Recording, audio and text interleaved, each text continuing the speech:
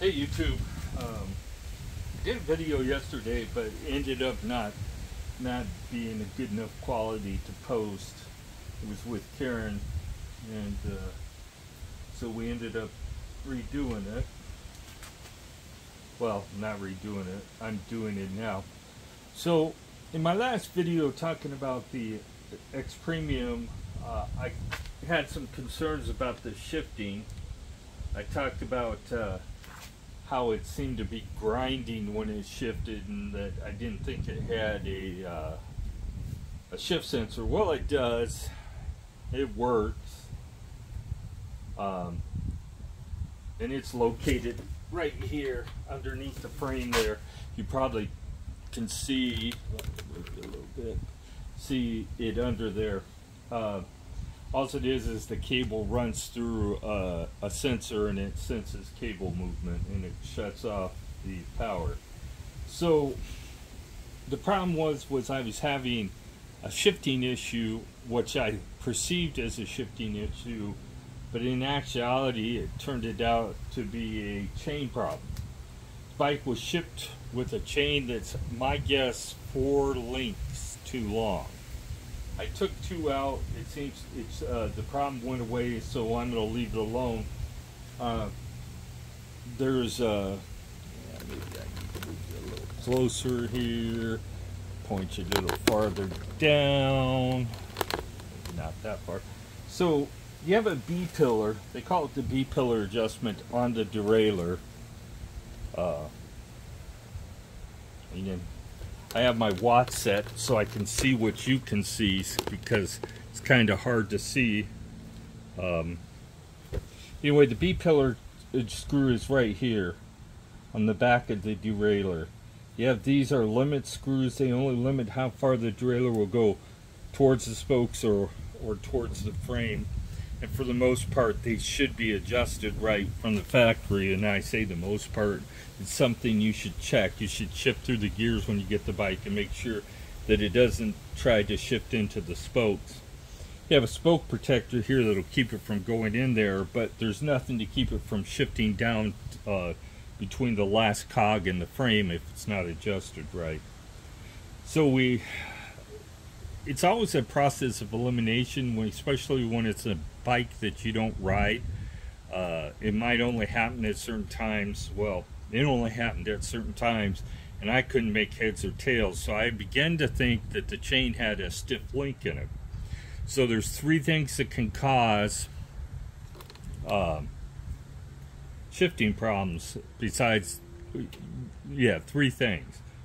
One is the derailleur is not adjusted properly, and it's not hitting the gear that it's being shifted. It's in between gears, basically. The next is a bent link can cause a shifting issue. A link that's stiff, that doesn't, it gets a little kink in it when it goes around in the chain when it's turning.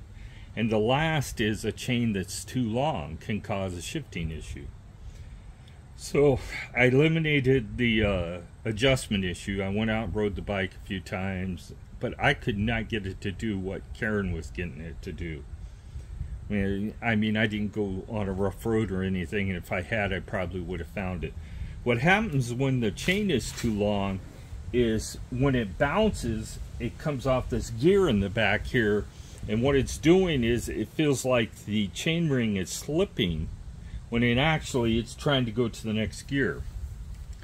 So I removed 2 links. There is a master link on here. It slides together, so you won't really need any tools other than a chain breaker to break it. So you can buy the tools on Amazon. You can buy a chain tool that actually squeezes the chain links together and makes the master link come apart.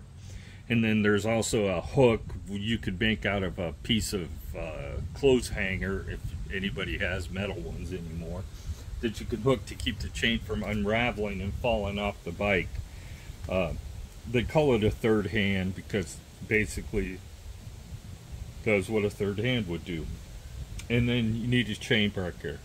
This is a non-Shimano chain. It's a non-name brand chain. It's who knows who makes it. And the chain tool that I use is a Park. Now Park makes two different kinds of chain tools. They make one that has big levers, that's a professional quality tool. Put it in the chain, it breaks the chain apart. And then they have the home version that's smaller, that isn't quite as functional as the big one. The Shimano one, if it's a Shimano chain breaker, it also is not going to push the pin all the way out, which isn't a real issue. You don't really need to worry about that, because you're going to break the chain. You don't care if the pin falls out, because it's going to fall out with the piece that you're going to take out anyway. So you have to take it out in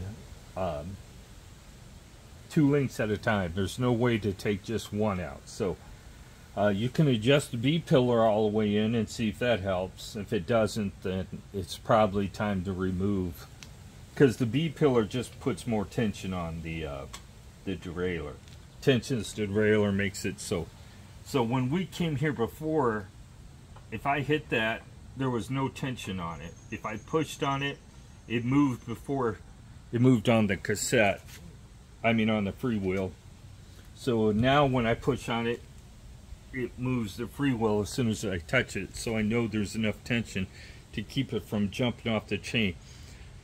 The freewheel, in actuality, I may end up removing 2 more, but for now it works, and maybe when I buy a new chain, I'll make sure that it has the right link count. So after you remove those 2 links, you want to make sure the chain that it shifts to all the gears, and it should. So I'm not saying every xpremium they ship out is going to come with a too long of a chain, because I only have experience with one. But my guess is if you're having a shifter issue that you can't solve by adjusting the rear derailleur, then your next step would be to look at the chain length. And if you can touch it and it goes down before it moves the cassette, then it's probably too long, too much slack in the chain.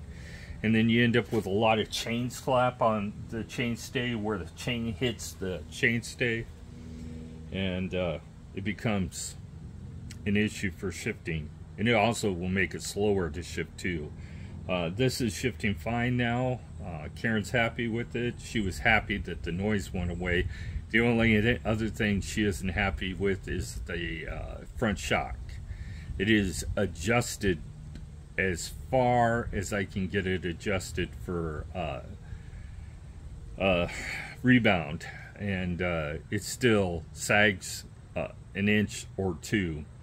Now you want a 1/2 inch of sag, between 1/4 and a 1/2 inch of sag when you sit on the bike, because otherwise it bottoms out every time you go over a bump. But now what it's doing is bottoming out when she hits a bump, because there's no travel left. It's not in its happy space with the travel. There's nothing I can do about it without spending a lot of money to try to fix the problem.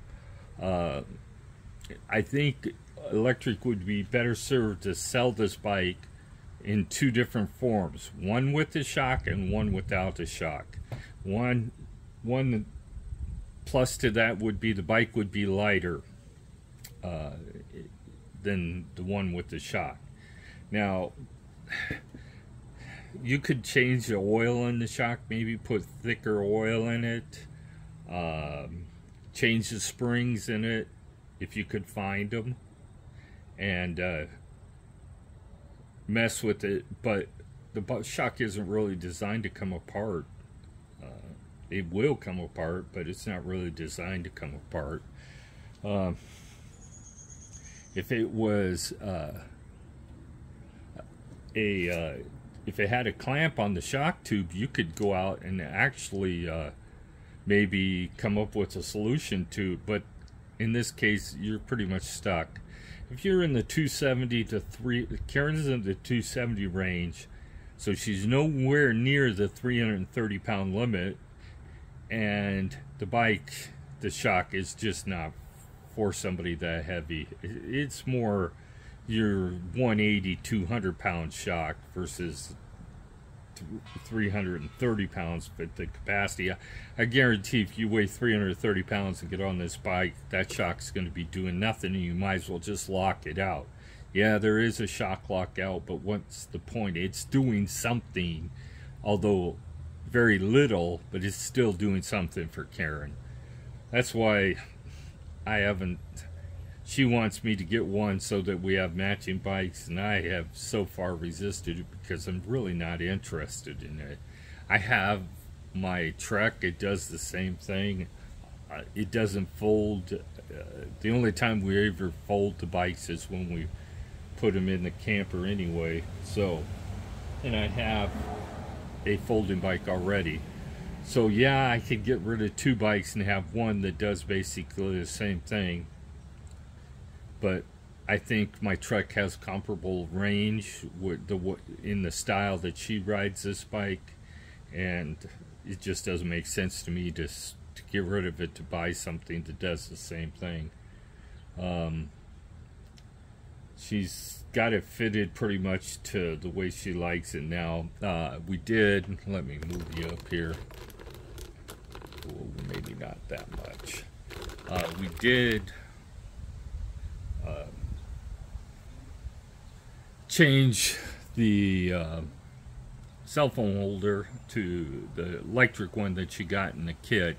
They finally shipped the accessories she was supposed to get when she bought the bike, so that's the only accessory we're going to put on there. The lock mounts here, I think she'll hit her, it'll be in her way of her feet, so we're not going to put that on. And I use a lock that has a anti-theft guarantee. If the bike gets stolen, they pay $3,000 towards replacing it.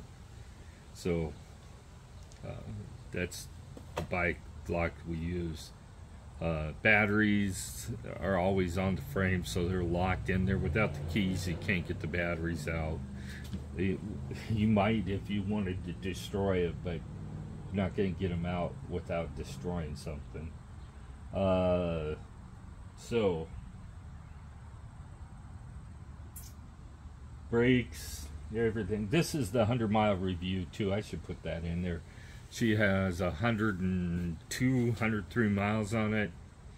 So the only thing I've done so far is I had to fix the chain issue, and I had to adjust the derailleur. The brakes are, there's really no adjusting hydraulic brakes other than deciding how far you want it from the caliper.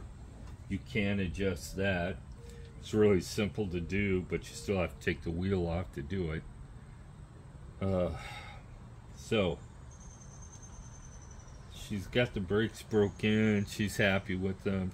I don't think they stop any better than my electric, the cable brakes on my other bike, but I have done stuff to it.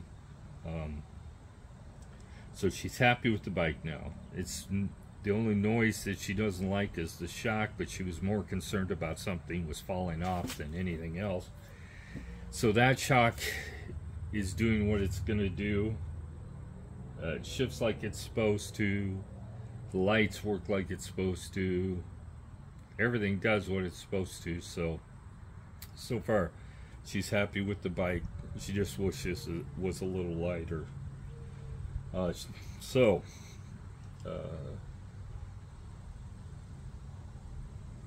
If you noticed on the bike, the wheels, you're probably wondering what all that white stuff is on the wheels. That is from the white lightning. It goes on in a liquid form and dry, so that is actually the chain wax that is on the tires, because there's no way to get it on there without spinning it all over the place. So if you have any questions about anything, comments, put them in. Like I said, comment, like, subscribe, share. Let me know if you want to do any specific videos or questions, and I'll get them answered. Have a great day.